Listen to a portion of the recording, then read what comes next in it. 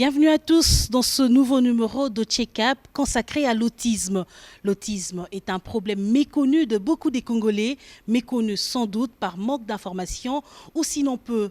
Pourtant, le problème est bien réel et malheureusement, elle fait parfois sujet d'interprétations diverses basées sur certaines croyances. La méconnaissance de cette maladie fait que beaucoup de familles ne savent pas comment réagir face à cela. Cette émission sera consacrée à ce problème qui touche aussi la communauté congolaise. La cause ou même les causes, le diagnostic et même la prise en charge, c'est tout de suite dans ce check-up. Sa petite vie d'enfant de 5 ans, Isaiah la passe entre son école et la maison. Une vie d'enfant ordinaire, malgré son état autiste déniché un peu plus tôt grâce à l'instinct maternel de sa mère. Oui, Isaiah a eu un développement tout à fait normal et classique. Il était même un petit peu précoce jusqu'à l'âge de 15 mois. Il parlait, il jouait avec ses frères et sœurs sans problème. Et à partir de entre 15 et 18 mois, on a constaté, mon mari et moi, une régression. Ça veut dire qu'il a arrêté de parler, il a arrêté de jouer avec ses frères et sœurs. Il ne nous appelait plus, il ne disait plus papa, il ne disait plus maman. Et donc, on s'est inquiété à ce moment-là. La confirmation de l'état de santé d'Isaiah atteint d'une déficience neurologique demeure un moment inoubliable pour ses parents. De par la documentation que j'avais, je savais déjà que c'était l'autisme. Et à la fois, oui, on est choqué parce que on a l'impression que tout l'avenir de l'enfant s'écroule. Et notre propre avenir aussi. Parce qu'il faut, disons-le clairement, quand on a un enfant avec autisme, il faut savoir que c'est un enfant qui reste dépendant. C'est quelqu'un qui reste dépendant pendant assez longtemps. On essaie de lui offrir le plus d'autonomie possible, mais ce sont des personnes qui restent quand même dépendantes toute leur vie. L'autisme, un handicap peu et mal connu du grand nombre du public, dégage de signes des solitudes, des troubles comportementaux, l'inadaptation dans la communication et des troubles de langage. Des caractères spécifiques de l'autisme que Lily entend combattre grâce à un encadrement qu'elle veut global et globalisant. Pour y arriver, elle a fait appel à une assistance d'un éducateur spécialisé dans l'éducation des autistes. J'interviens à l'école 3 fois et puis 2 fois à la maison. À la maison, on se focalise beaucoup plus sur les activités d'autonomie. Par exemple, c'est brosser les dents, c'est faire pipi, caca, tout ça. On utilise beaucoup plus les pictogrammes, c'est-à-dire vous montrez l'image et puis vous dites que non, on va passer par l'acte. Mais en dehors de ça, on travaille quand même les activités cognitives. Dans l'ensemble, pour le moment, sur le plan cognitif, c'est-à-dire l'acquisition des connaissances, je suis au niveau de la reconnaissance des chiffres, on est presque à 25. Oui. Une tasse. Des efforts qui durent déjà 2 ans et qui visiblement produisent des résultats. Une expérience que Lily aimerait pérenniser durant toute son existence. Et au début, c'est vrai que j'avais tendance à le comparer avec ses frères et sœurs et je trouvais que c'était lent. Mais j'ai appris j'ai changé mon regard. Vous savez, quand vous avez, avec l'autisme, on a des petites victoires qui sont petites à nos yeux, mais qui sont des exploits en fait, pour beaucoup de ces enfants. Et donc, j'essaye de l'encourager et je vois des progrès évidents. Comme vous avez pu voir comment il apprend la lecture. Il y a 1 an, moi je n'aurais pas pu m'imaginer que mon fils apprendrait à lire. Briser les tabous face à un sujet que beaucoup n'osent pas aborder, les enfants autistes sont souvent victimes de discrimination et de stigmatisation pour la plupart métaphysiques. Malgré tout, Lily espère un jour obtenir gain de cause et invite ses pairs à l'acceptation.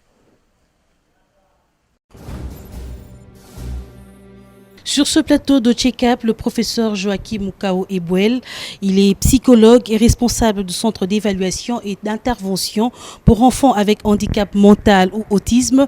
Et à ses côtés, Madame Reine Pembe, elle est fondatrice présidente, je dirais, de la Fondation Autisme RDC et mère d'un enfant vivant avec autisme. Bienvenue dans Check-up. Professeur, est-ce que vous pourriez d'abord commencer par nous expliquer c'est quoi l'autisme? Oui, merci pour cette question. L'autisme est un trouble du neurodéveloppement. Du neurodéveloppement qui, généralement, dont les caractéristiques se manifestent chez l'enfant avant qu'il n'atteigne 36 mois, c'est-à-dire que 3 ans. On remarque principalement des complications au niveau de la communication sociale. Et on verra que l'enfant ne joue pas avec les autres, même au niveau de son langage. On va remarquer qu'au niveau du langage oral, il y a des enfants qui il a développé des compétences linguistiques pour parler, mais après il y a arrêt. Ou pour certains autres, il y a régression de tout ce que l'enfant avait acquis. Il a appris à dire maman, maman, je veux manger du pain. Mais après, les parents vont remarquer que tout s'arrête ou tout s'efface. Et chez d'autres enfants, on constate que depuis qu'il est né, il n'a jamais dit un mot. Voilà, ça c'est sur le plan du langage oral. Autre niveau de complications ou d'altérations, c'est au niveau d'interaction sociale. On va constater que cet enfant ne joue pas avec les autres, il est souvent seul, il s'isole. Même si on met beaucoup de jeux à la maison, il n'arrive pas à utiliser ces jeux-là. Ou bien il en choisit un seul et il est dans son coin. Et puis on constatera aussi chez d'autres enfants des problèmes des comportements stéréotypés. Il fait la même chose tout le temps. Donc on doit dire que le problème se manifeste de façon diverse d'un enfant à un autre. D'un enfant à l'autre, mais tout ce que je viens de dire, que ce soit au niveau de la communication sociale ou au niveau dans le domaine d'interaction sociale, en tout cas, tous les enfants, avant qu'ils puissent recevoir le diagnostic d'autisme, il faudra bien que ces caractéristiques soient présentes avant que l'enfant n'atteigne 36 mois. Mais qui diagnostique justement le problème? Le diagnostic de l'autisme se fait dans une équipe pluridisciplinaire. Et dans certains pays, notamment prenons en Belgique, c'est un diagnostic qui se fait avec des psychologues et des psychiatres. Ici au Congo, étant donné que principalement c'est celui qui vous parle, Joachim Mokawebouel, qui a amené la problématique, le diagnostic, la sensibilisation et tout. Bon voilà, le diagnostic passe par moi et par les psychologues. Je ne suis pas médecin, je suis psychopathologue, mais le diagnostic se fait avec la collaboration de médecins neuropédiatres, médecins neuropsychiatres, et nous avons également la participation ou la contribution des logopèdes, n'est-ce pas, et qui contribuent dans le diagnostic. Pourquoi? Parce que l'autisme est un trouble syndromatique. Il y a beaucoup de problèmes qui entrent en jeu. Oui, qui entrent en jeu. Il faudra bien que les spécialistes qui s'occupent de la problématique de la petite enfance puissent collaborer, puissent travailler. Voilà. Mais professeur, dites-nous, est-ce que ce mal, cet handicap est héréditaire? Le plan héréditaire, voilà. Qu'est-ce qu'on dit sur le plan héréditaire? Jusqu'ici, à moins de plus de 70% ou 70% de cas que nous recevons en consultation, en tout cas, il y a une base héréditaire. Même certaines recherches sur le plan scientifique le confirment qu'il y a une base héréditaire, une base génétique sur l'autisme, mais c'est au moins à 70% de cas. Mais vous voyez bien, ce n'est pas à 100%, c'est qu'il y a au moins 25 à 30% de cas qui ne fait pas partie de la génétique. Ce qui fait qu'il y a certains couples qui n'ont pas eu quelqu'un, n'est-ce pas, dans le passé et dans la génération, qui peuvent avoir un enfant avec autisme. Mais qu'est-ce qui justifie cela? Ça peut être justifié par le 25 à 30% de cas qui peuvent être liés aux facteurs, n'est-ce pas, environnementaux, aux facteurs néonataux, aux facteurs immunitaires ou aux autres facteurs, n'est-ce pas, donc qui peuvent expliquer la présence des comportements autistiques. Voilà. Donc, Docteur, professeur, on va justement revenir sur ce point-là. Je pense que c'est très important de pouvoir le rappeler à toutes les personnes qui sont en train de nous suivre en ce moment. Mais je le disais au début de cette émission que vous n'êtes pas seul sur ce plateau. Vous êtes accompagné de Madame Reine Pembe. Elle est présidente de la Fondation Autiste RDC. Madame, une fondation pour parler de l'autisme, pour sensibiliser sur l'autisme. Mais ce qu'on aimerait d'abord savoir, c'est quoi votre histoire avec ce problème? L'autisme, comme tout le monde, j'avais déjà entendu ce mot, mais je n'ai pas réellement été sensibilisée avant 2014, donc en avril, lorsque mon fils a été diagnostiqué dans le spectre autistique. Disons que c'est à ce moment-là, étant donc concernée, que j'ai j'ai cherché à savoir ce qu'était que l'autisme. Donc c'est bien à l'annonce, à l'établissement du diagnostic concernant mon fils qui avait à l'époque 2 ans et demi à peu près, à l'hôpital Robert Debré de la région parisienne. Et donc voilà, c'est parti de là. C'est parti de là, donc vous avez commencé une histoire avec ce problème qui est l'autisme parce que vous avez un enfant, comme vous le dites tout à l'heure, mais quand vous aviez, votre enfant a été diagnostiqué autiste, comment avez-vous reçu la nouvelle? Disons que comme tout parent, un mélange d'émotions, une peur de l'inconnu, de la colère, de la tristesse. Je ne connais pas l'autisme, ce n'est pas une, je vous explique que c'est pas une maladie, c'est un état. On ne comprend pas. En tant que parent, on a plein d'espoir où on se dit que il va sortir de là, mais en même temps, on vous explique que c'est un état, donc on reste autiste toute sa vie. Et depuis le diagnostic à ce jour, est-ce qu'aujourd'hui vous vous sentez prête à pouvoir sensibiliser? Vous parlez d'une fondation pour les enfants autistes. Est-ce qu'aujourd'hui vous êtes suffisamment outillé pour pouvoir en parler et sensibiliser la population? Disons qu'après ce mélange de sentiments négatifs, l'optimiste prend le dessus. Et c'est à ce moment-là qu'on comprend ce que c'est que l'autisme et qu'on se dit que désormais ça va, dans les combats de ma vie, j'intègre le fait de gagner l'autisme. Et donc, oui, je suis prête, d'où la fondation. On va justement parler de cette fondation au cours de cette émission, cette fondation que vous voulez mettre en place ici en République démocratique du Congo. Mais professeur, j'aimerais revenir un peu à vous pour parler de la RDC et autisme. Est-ce qu'aujourd'hui, on dispose des chiffres, des statistiques claires pour parler de ce problème? Pour parler, avant de parler de ces chiffres, vous aviez appris que le 2 avril, nous avions eu une journée de sensibilisation à l'autisme. Voilà, ce qui fait que chaque année, j'essayais de faire ça seul.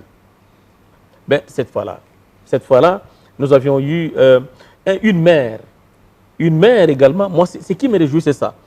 Une mère est venue également de la Belgique, Madame Elodie, qui est Diakité, qui est également venue. C'est elle qui a fondé aussi Congotisme. Donc je travaille également avec eux.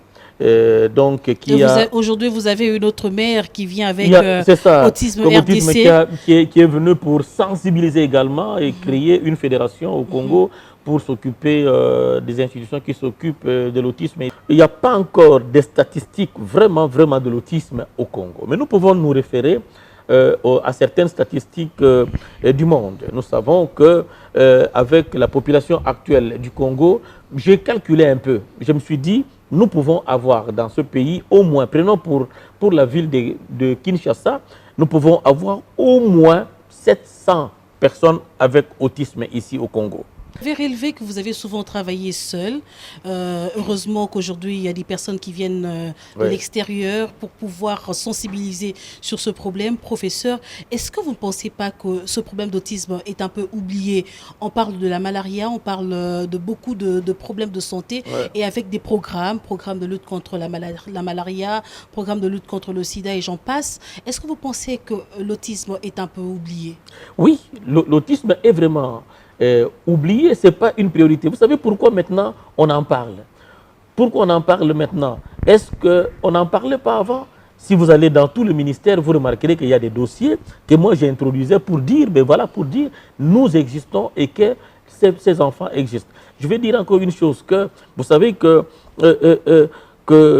il y a 2 ans, j'étais au Parlement invité à la commission socio-culturelle pour introduire la problématique de l'autisme comme étant un problème de santé publique et donc au même niveau que la drépanocytose, au même niveau que l'albinisme. Ce sont les 3 pathologies que nous avions inscrites le même jour au niveau et défendues le même jour au niveau de la commission socio-culturelle du Parlement. Donc c'est oublié parce que lorsque j'étais au Parlement dans la commission socio-culturelle, j'étais surpris de constater que les parlementaires étaient là, chacun disait « j'ai un enfant ». Mais ce n'est pas parce que ces mamans viennent de l'étranger, ces Congolais, ces mamans se réveillent maintenant. L'enfant n'est pas né aujourd'hui. L'enfant n'est pas né aujourd'hui. Donc leurs enfants ont un certain âge. Et les enfants qui sont dans nos institutions ont également un certain âge. C'est un problème de priorité. Okay. C'est un problème de priorité. J'espère qu'à travers cette émission, on va faire de l'autisme une priorité en République démocratique du Congo. Madame Reine, j'aimerais revenir à vous pour parler justement de votre quotidien. On va partir de là et ensuite parler de votre fondation, de ce que vous voulez concrètement faire ici en République démocratique du Congo. Mais qu'est-ce qu'on peut retenir de la vie d'un enfant autiste? Son quotidien de tous les jours. Comment vous vivez cela? Vos difficultés. À quoi vous faites face au fait du jour au jour? Alors, l'autisme, à travers mon fils, m'a appris, vivre avec l'autisme, c'est d'abord des difficultés pratiques en termes d'acquisition des autonomies. C'est un trouble du développement. Donc, on a tous les gestes de l'autonomie quotidienne sont un petit peu plus difficiles. Disons que l'âge chronologique peut grandir naturellement, mais l'âge mental reste. Donc vous pouvez avoir un enfant qui a 10 ans, 15 ans, qui a peut-être un âge mental d'un enfant de 2 ans. Donc c'est comme si pendant toute votre vie, tout votre quotidien, vous avez un bébé tout le temps. Donc l'apprentissage dure. L'apprentissage, des fois, stagne, s'arrête. Donc, c'est ça la difficulté. Les gestes banals comme apprendre la propreté, comme apprendre à manger à table, comme apprendre à s'habiller tout seul, comme apprendre à gérer les frustrations, le bruit, les imprévus, sont mais est-ce que vous pensez quotidiennement difficiles. Est-ce que vous pensez que les parents à l'extérieur, donc à l'étranger, et les parents ici en Afrique vivent ce problème de la même manière? Bien sûr que non. Bien sûr que non, parce que la République démocratique du Congo, nous sommes, je pense, en retard sur, comme disait le professeur, c'est une question de priorité. Et dans les priorités, on n'inscrit pas l'autisme comme le professeur disait qu'il n'y a pas de statistiques aujourd'hui, mais mondialement, en gros, je crois qu'il y a aujourd'hui, en 2019, une naissance sur 100 à peu près. C'est ça. Donc, à partir du moment où on est un pays de, je crois, entre 78 millions d'habitants et 80, je vous laisse faire le calcul. C'est ça. Donc, on est très en retard. Parlons de la République démocratique du Congo. Quelles seraient les priorités pour que ces enfants puissent bénéficier de certaines ressources, de tout ce qu'il faut pour évoluer, je dirais, normalement? Un centre, une prise en charge, une sensibilisation de la population, parce que je pense qu'au Congo, on a non seulement un problème d'infrastructure, d'établissement, le côté, la prise en charge, pas médicale, mais théorique, les institutions, c'est un fait, ça déjà, c'est quasiment inexistant. À côté de ça, on a une mentalité, parce qu'on a une culture, on a une éducation, il y a un retard aussi dans ce domaine qui est principal, parce que ça ralentit, ou en tout cas ça contribue à ce que les gens ne comprennent pas qu'est-ce que l'autisme, afin d'apporter des solutions efficaces. Nous sommes en Afrique et précisément en République démocratique du Congo, professeur, on a tendance à lier cet handicap à la sorcellerie, au fétiche. Est-ce que vous rencontrez ce genre de situation dans votre centre? Mais oui, avant de répondre à la question, j'aimerais rebondir à ce que Madame Irène dit avec son cœur. Il y a un problème de priorité. Qu'est-ce qu'on doit faire dans ce pays? Qu'est-ce qu'on doit faire dans ce pays? Nous sommes en Afrique, c'est vrai. On doit changer la mentalité, mais tout n'est pas sorcier. Je dis toujours aux parents, mais si c'est vraiment sorcier, mais j'ai étudié en Europe, j'ai consulté en Europe, je vois des enfants en Europe qui ont l'autisme, mais qui répondent aux mêmes caractéristiques. Sorcier, pourquoi seulement ici? Là-bas, c'est également sorcier. Il faudra bien faire la part des choses. OK? Et donc, le diagnostic social, oui, on peut le faire parce que nous sommes dans la souffrance, parce qu'on a beaucoup de problèmes, qu'on peut dire, ben voilà, cet enfant est sorcier. Beaucoup de parents dans mes centres, dans mes institutions, fréquentent les églises avec leurs enfants. Je ne défends pas. Va à l'église. Que l'enfant soit exorcisé, que l'enfant soit, qu'on puisse Certaines prier. personnes pensent à la folie. Tout ça, ça va. Mais il faut accepter ce que nous, professionnels, nous proposons. C'est alors que l'enfant va évoluer. Je n'ai pas encore vu un enfant qui a reçu le diagnostic d'autisme chez moi et qui est allé vraiment, on a prié et que, amen, l'enfant est revenu et puis dire. La maman ici a dit quelque chose. Elle vit la situation et lorsqu'on lui a dit, on a dit que ton enfant est entré dans un état. Un état, on vit avec. L'autisme n'est pas une maladie où on va s'en sortir, on dirait qu'il est guéri. On vit dans cet état-là. Le travail que nous faisons, nous, professionnels, c'est d'améliorer les conditions de vie, de valoriser les compétences sociales de l'enfant et tout faire afin que l'enfant soit très bien intégré dans la vie et qu'il puisse être autonome. Parce qu'elle a fait allusion à certaines compétences d'autonomie qui n'est pas totalement acquise, n'est-ce pas, à l'âge. Elle a même fait allusion à aux enfants qui ont 8 ans, mais tu verras bien l'âge mental. Le fonctionnement de l'enfant ne suit pas son âge réel.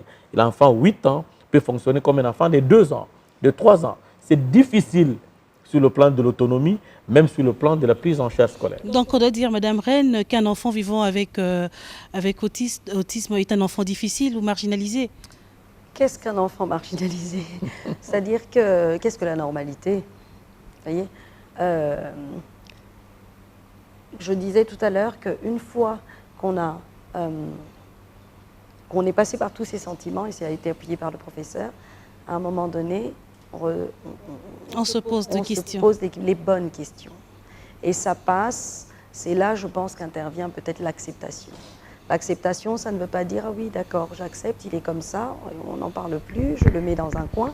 L'acceptation, ça précède la phase où on commence à se dire voilà, comment on vit avec. Il ne s'agit pas d'exclure peut-être l'enfant du cercle familial, mais d'intégrer dans la vie de tous les jours ce handicap. Et je pense que c'est le conseil que je pourrais donner à toutes les personnes. Mais il y a certains parents qui enchaînent leurs enfants, qui le mettent dans un coin un peu à part parce qu'ils se disent que l'enfant est peut-être un peu brutal, l'enfant s'agite un peu trop. Est-ce que vous pensez que ce sont des comportements qu'il faudrait adopter pour peut-être avoir une quiétude au sein de la maison ou de la famille? C'est pour ça qu'à ce stade, moi je pense qu'il est primordial de parler de sensibilisation. Parce que c'est ce qui va permettre de dépasser... on va pouvoir intervenir sur la mentalité des gens, parce que ça part de là. À partir du moment où on a une méconnaissance de ce que c'est que l'autisme, on n'emprunte pas les bonnes solutions. Donc enfermer un enfant autiste, enchaîner un enfant autiste, donne un semblant de calme, mais c'est absolument pas calme. Je vous laisse vivre avec une chaîne au pied toute votre vie. Ok.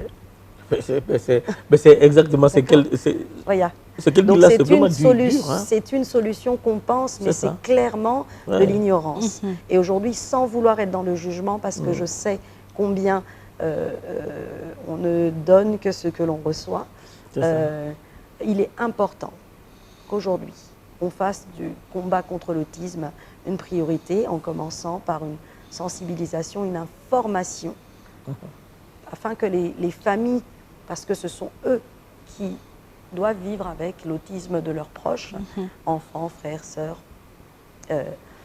C'est important qu'ils comprennent de quoi il s'agit afin qu'ils puissent comprendre qu'il y a des solutions beaucoup plus pragmatiques et nettement plus efficaces. Mais justement, vous parlez des solutions pragmatiques et efficaces. Est-ce que, je sais qu'on n'a pas assez de temps pour pouvoir rentrer dans les détails, mais est-ce que vous pourriez nous parler un peu de votre apport dans la sensibilisation, de nous parler un peu en quelques mots de ces solutions pragmatiques et efficaces, parce que vous êtes une maman témoin, parce que vous vivez avec ce problème tous les jours. Donc vous pourriez un peu nous dire qu'est-ce que certains parents qui sont dans cette situation et qui sont un peu perdus pourraient faire, mais aussi nous dire qu'est-ce que vous apportez concrètement pour sensibiliser ceux qui sont dans ce problème. Je pense qu'il est important de mener des actions, de l'information. Il est important que les gens comprennent que comprendre l'autisme, d'ailleurs, ne concerne pas que les gens qui sont concernés, parce qu'on vit dans une société. Vous avez parlé tout à l'heure de normalité. Qu'est-ce que la normalité? On fonctionne avec chacun a des particularités, et il est important que même les gens qui ne sont pas directement concernés aient de l'intérêt pour comprendre ce que c'est, parce que en tant que maman, aujourd'hui, moi, mon garçon est très bien pris et relativement bien pris en charge. Donc, en vrai, c'est pas pour lui que je mène ce combat. Je sais qu'à travers mon combat, je vais pouvoir faire comprendre à mes amis, à mes connaissances, à des autorités,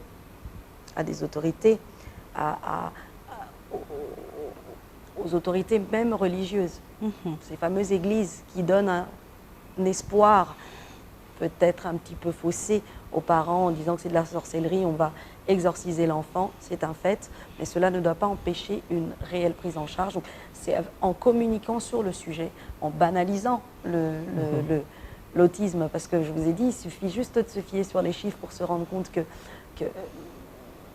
le problème est bien réel. Bien réel et bien nombreux. Donc, il est important de mener des actions au niveau de Kinshasa, mais en dehors de Kinshasa, on est un pays de 98 millions de personnes. Donc, mener des actions à Kinshasa et même en dehors de Kinshasa, c'est d'ailleurs ça un des objectifs de la Fondation Autiste RDC.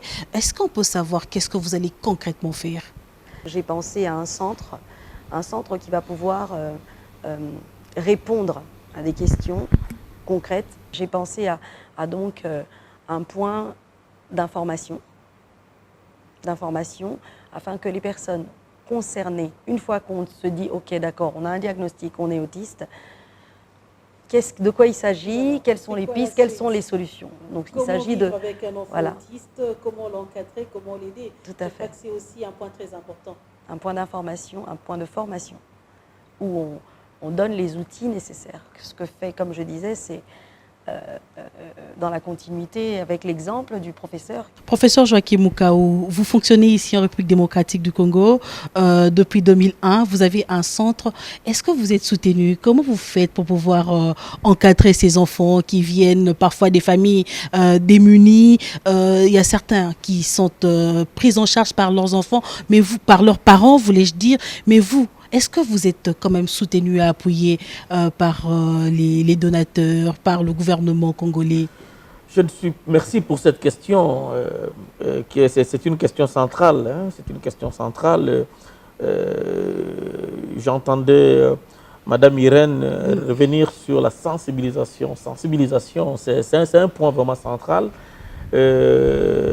qu'on devra bien articuler ça aussi autour d'un travail en réseau. C'est important parce que la sensibilisation, moi j'en ai eu l'expérience, sensibiliser le Congo, sensibiliser Kinshasa seulement, et sans moyens et seul, c'est dur. Je pense qu'en réseau, comme elle est arrivée, et puis voir avec d'autres personnes, comme on a dit en entretien, lorsqu'on parlait un peu, sensibiliser en réseau, il y a le Congotisme, faire une synergie. Faire une synergie avec d'autres, je pense qu'on peut y arriver. Maintenant, il va se poser le problème des moyens. Pour moi-même, je m'étais battu. D'abord, pour commencer, je n'avais pas été financé par le Congo. C'est par rapport à mes bourses d'études que je venais et je prenais mon argent des bourses d'études quand j'étais en Belgique pour venir un peu essayer de travailler autour de mes recherches pour essayer d'installer un centre expérimental. Vous voyez bien, même le nom de mon centre, c'est ma thèse de doctorat, donc c'est expérimental. Mais après, qu'est-ce que le pays m'a offert? Le pays m'a offert les documents sur le plan administratif. Mais sur le plan financier, j'attends. Jusqu'à présent, tous les dossiers ont été introduits. J'aimerais juste préciser que c'est Madame Reine et Madame Irène. Donc c'est Madame Reine. Reine. Madame Reine, vous avez suivi le professeur Joachim qui évoque le problème de moyens qui pourrait être un obstacle, un frein à la sensibilisation justement de la communauté sur ce problème d'autisme. Est-ce que vous avez suffisamment de moyens qu'il faut pour pouvoir mettre en place ce centre de ressources ici à Kinshasa? Disons qu'aujourd'hui, je reviens en RDC, ma force, je la puise à travers d'autres mamans. À travers d'autres mamans, aujourd'hui, je viens avec des moyens totalement personnels, sans prétention, pas grand-chose. La volonté, je pense, vaut déjà beaucoup. Maintenant, comme l'a dit le professeur, c'est difficile parce qu'il n'y a pas une institution où on peut aller officiellement demander, soumettre un projet et avoir le financement. Mais aujourd'hui, avec le discours du président de la République, que j'ai suivi de très près depuis le mois de janvier, sur l'autisme, je compte sur des fonds de l'État et je pense qu'avec justement cette sensibilisation et cette communication priorisée, rendre prioritaire ce combat et profiter enfin de subventions de locaux, de plusieurs facilités qui vont permettre d'établir des centres qui vont prendre en charge ce problème en RDC. Donc vous allez travailler en synergie avec ceux que vous avez trouvés sur place? Avec ce que j'ai trouvé sur place, avec un réseau dont je bénéficie étant moi de la France, un pays où on est quand même beaucoup plus sensible à l'autisme et qu'on a compris l'efficacité de fonctionner ensemble. Je peux citer les Amis de Daniel, qui est une école voilà. qui prend en charge aussi les autistes, donc eux aussi mènent des actions depuis plusieurs années. Aujourd'hui, j'ai découvert le grand centre que j'appelle grand, pas forcément en termes de taille, mais en termes de ce que j'ai vu. C'est un travail énorme et je pense que, et parallèlement, vraiment créer, donc au sein de cette fondation, rassembler les mamans, les familles, parce qu'il n'y a pas que les mamans d'ailleurs, on cite beaucoup les mamans. C'est vrai qu'elles sont C'est un problème qui concerne tout le monde, comme vous l'aviez dit. Elles sont particulièrement actives, mais je connais aussi des tantines, je connais des papas, je connais des frères et sœurs qui sont aussi du combat, et même des gens qui ne sont absolument pas touchés directement, mais qui sont concernés, qui sont sensibles justement à ce problème d'autisme. Professeur, j'aimerais revenir à vous. Tout à l'heure, vous parlez de l'accompagnement, de la rééducation, mais je me dis avec des soins appropriés, une bonne rééducation, est-ce qu'une personne souffrant d'un trouble du spectre de l'autisme, si on peut le permettre, vous pouvez me permettre l'expression, pourrait redevenir normale? Madame Red n'est pas pour la normalité, c'est quoi la normalité? Mais avec un encadrement, un suivi, un enfant autiste qui avait perdu peut-être le langage, qui n'arrivait pas à articuler, qui n'arrivait pas à parler, est-ce qu'on peut avoir de l'espoir que cet enfant pourrait parler un jour? Oui, bon voilà, et cette question, c'est une très belle question. Pourquoi? Parce que actuellement, nous ne sommes plus à la période où on pensait que lorsque une personne ou un enfant reçoit le diagnostic d'autisme, d'office, il a une déficience intellectuelle. Non. Actuellement, nous avons, dans une population de 100% de personnes avec autisme, on en trouve plus ou moins 50%, 55% qui, tout en ayant l'autisme, mais sont également d'intelligence normale. Ce qui fait que les statistiques qui avaient été présentées très longtemps, vers les années 80, les années 90 et tout, ont changé. Ont changé parce qu'avec l'affinement des outils de diagnostic, avec la sensibilisation, avec les formations, on comprend bien qu'il existe des personnes d'intelligence normale faisant des bonnes études, mais qui ont des comportements autistiques. Il y en a tellement. Il y a des médecins, il y a des profs d'UNIF, il y a des ingénieurs, n'est-ce pas? Il y a même des journalistes. Oui, qui manifestant, même des footballeurs. Je ne veux pas les citer ici. Et même des conférenciers qui, ayant des comportements autistiques, n'est-ce pas, ont une intelligence, n'est-ce pas, normale. L'autisme, c'est un état, ce n'est pas une maladie. Qu'est-ce que nous faisons? C'est comme j'avais dit au début, le travail consiste à travailler les domaines qui sont problématiques, notamment les domaines de communication sociale. L'enfant qui ne parle pas, on peut aider cet enfant à pouvoir, n'est-ce pas, retrouver certaines compétences du langage oral. Pourquoi pas, surtout si le diagnostic est précoce et que la prise en charge est précoce, ça nous donne beaucoup de facilité pour récupérer ce langage-là, pour essayer que l'enfant puisse parler. Il y a aussi certains enfants qui ont perdu le langage après avoir acquis certaines compétences. on peut les amener, n'est-ce pas, à récupérer cela avec la logopédie, la rééducation de langage oral écrit, et puis avec d'autres modes opératoires, n'est-ce pas, d'intervention, l'enfant peut s'en sortir. Il y a les problèmes d'autonomie. Il y a beaucoup de cas d'enfants qui n'étaient pas en mesure de pouvoir s'habiller, de pouvoir brosser les dents, de pouvoir se laver, de pouvoir manger seul. Les notions de propriété. Vous savez, il y a des parents qui me disent, oui, il n'est pas autonome. Sauve-moi, ne fût-ce qu'il ne puisse plus faire pipi et caca dans les habits. Écoutez, ça c'est vraiment une thérapie. Lorsqu'un enfant qui a 16 ans, 15 ans, 10 ans arrive à cesser de mouiller ses habits, de pouvoir faire caca dans ses habits et que l'enfant arrive lui-même à aller vers la toilette, ça c'est vraiment on sauve. Professeur, on va finir avec cette question. Donc, je dirais avec vous une dernière question. Est-ce qu'on peut prévenir cela, prévenir d'avoir un enfant autiste? On ne peut pas. On ne peut pas prévenir donc le fait de ne pas avoir un enfant avec autisme. Parce que ce n'est pas une maladie. Il n'y a pas aussi un diagnostic précoce de grossesse, n'est-ce pas, pour dire, ben voilà, l'enfant qui est là, dans le fœtus, aura l'autisme. Non, donc on ne peut pas. Madame Reine, on va finir cette émission avec vous. En tant que mère, que diriez-vous à d'autres mères qui sont dans cette situation, qui ont des enfants autistes? Quels conseils vous pourriez leur dire et quel message d'espoir et d'amour à votre fils? Les mamans doivent aller chercher l'information parce qu'on nous apprend les codes que l'on reçoit depuis qu'on est petite fille. On nous apprend indirectement comment être maman d'un enfant dit normal, neurotypique. Lorsqu'on a un enfant qui est atypique, on ne sait pas comment faire. Alors, j'ai rarement vu des gens qui ne savent pas comment faire et qui le font quand même. C'est-à-dire qu'il faut d'abord chercher l'information, sortir de préjugés, sortir de la facilité, parce que c'est vrai que on a, dans notre culture, fait qu'on a facilité tout ce qu'on ne maîtrise pas, tous les comportements qu'on ne maîtrise pas, on les met dans les cases de la folie, de la sorcellerie. Alors, ok, d'accord, si on veut, il y a un temps pour tout, prions pour ça. À côté de ça, chercher des informations pragmatiques.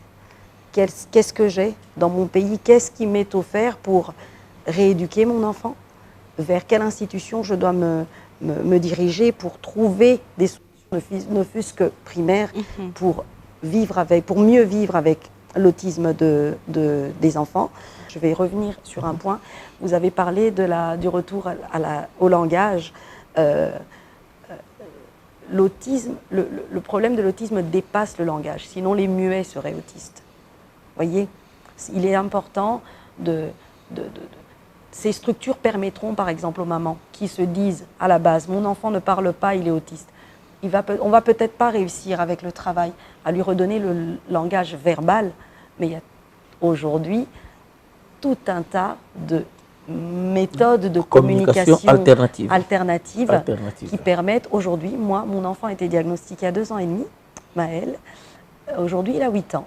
Il est capable, avec une méthode ABA, particulièrement le PEX, lui permet aujourd'hui de s'exprimer, de dire « Maman, je veux manger du pondo ». Or, il ne le dit pas verbalement. Mais le travail fait sur lui, avec lui et toute la famille, permet de justement retrouver. Donc, moi, j'utilise ça pour redonner un espoir aux parents. Parce que c'est vrai qu'une maman qui n'a pas compris l'importance du travail, de la rééducation, de la psychothérapie, aura du mal à visualiser ce que je suis en train de dire. Mais ça m'a permis, moi, vous savez, j'ai arrêté d'espérer des grands miracles sur il va parler, il va être médecin. Par contre, j'ai appris à savourer les toutes petites victoires, c'est-à-dire par palier, je me rends compte, tiens, il y a 1 an, il n'était pas propre. Aujourd'hui, il l'est complètement. Tiens, il y a 1 an, il ne pouvait pas supporter d'être dans un centre commercial. Aujourd'hui, il y va gaiement. Il y a vraiment, vraiment de l'espoir et il faudrait juste que l'on communique sur ça et qu'on transmette ça. Voilà. Merci beaucoup, Madame Reine Pembe. Merci pour ce témoignage très poignant. Comme l'a dit le professeur, vous aviez parlé avec votre cœur au cours de cette émission. J'espère que ce message de sensibilisation va toucher une maman qui nous suit en ce moment, va toucher nos décideurs, va toucher la communauté congolaise et pourquoi pas ceux qui sont à l'extérieur pour pouvoir se sentir concernés sur ce problème d'autisme. Et nous espérons que votre fondation va fonctionner correctement ici en République démocratique du Congo. Donc je rappelle à tous les téléspectateurs que vous êtes présidente de la fondation Autisme RDC. Merci d'avoir répondu à notre invitation. Merci à vous, professeur Joachim Moukao Ebouel. Vous êtes psychologue et vous êtes également responsable du centre d'évaluation et d'intervention pour enfants vivant avec handicap mental ou autisme. Et vous avez plusieurs centres ici en République démocratique du Congo, ici précisément à Kinshasa. Et vous pourriez dans l'avenir avoir d'autres centres à l'intérieur du pays, justement pour pouvoir sensibiliser sur ce problème d'autisme. À vous également, je dis merci d'être venu encore une fois sur ce plateau. Et voilà, ce check-up est fini. Je vous retrouve très prochainement sur B1 Télévision.